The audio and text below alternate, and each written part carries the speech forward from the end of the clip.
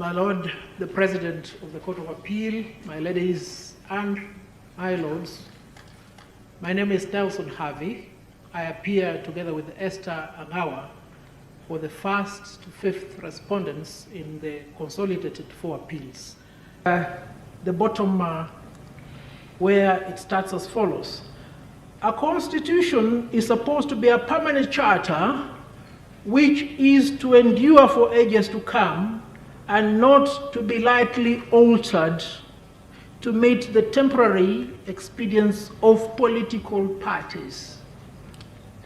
And my lords and my ladies, as you pause there, let me take you back to the preamble of the Constitution of Kenya so that the significance of these points may sink. This is what the preamble says in introduction and in conclusion. We, the people of Kenya, then after enumerating all those recitals, says, adopt, enact, and give this Constitution to ourselves and to our future generation. Now, if any scholar of law or litigator were to ask you to locate the basic structure doctrine in the Constitution, then the answer will be, can you locate for me the doctrine of separation of powers, checks and balances, and independence of the judiciary? This is what the renowned scholar of law says. This alternative method that was used initially in Kenya appears to be legally unimpeachable, the alternative method. Since the power to alter the Constitution was rather widely defined to include amendment, modification, or reenactment, with or without amendment or modification. And here is where we underline. However, applied to the Independence Constitution, but not to the Order in Council itself, it may be doubted whether the spirit of the amending power contemplated the destruction through the superimposition of a republican presidential form of the system of government instituted by the Constitution, namely monarchical parliamentary government. The so-called amendment, in fact, established a new constitution, and as such, should have been effected by the repeal of the existing independence constitution. He says this in 1973. Is he alone when he says this?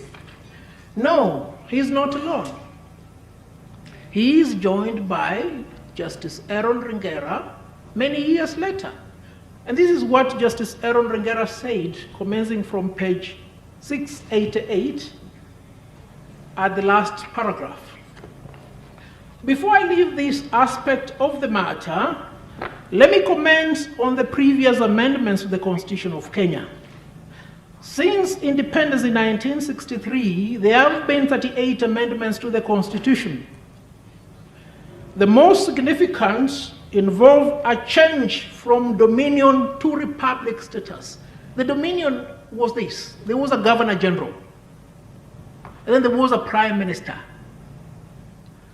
There was the lower house and the upper house.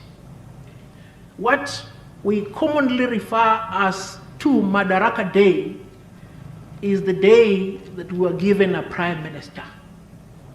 Within 6 months, by December 12th, what we commonly call Jamhuri Day, the Constitution was abrogated to eviscerate the dominion status and install a presidential system. Now, Ringera proceeds. Abolition of regionalism, what we now have as devolution, change from parliamentary to a presidential system of executive governance, etc.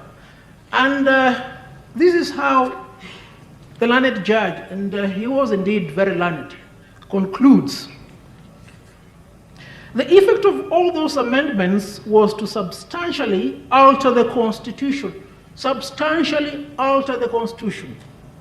Some of them could not be described as anything other than an alteration of the basic structure or features of the Constitution. And they all passed without challenge in courts. My ladies and my lords, before Copernicus, before Columbus, there were many things about the earth that were not known. They are now known. The fact that we did not know something 10 years ago did not mean that we were foolish then. We were not wise. We've just grown wiser. He concludes,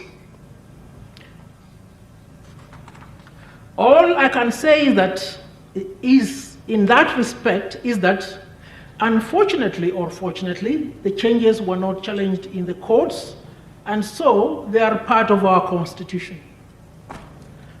Now, fortunately for us, the 74 proposed eviscerations on our permanent charter were successfully challenged before the High Court. The High Court agreed with us. It is my humble request that you uphold the finding of the High Court on that issue.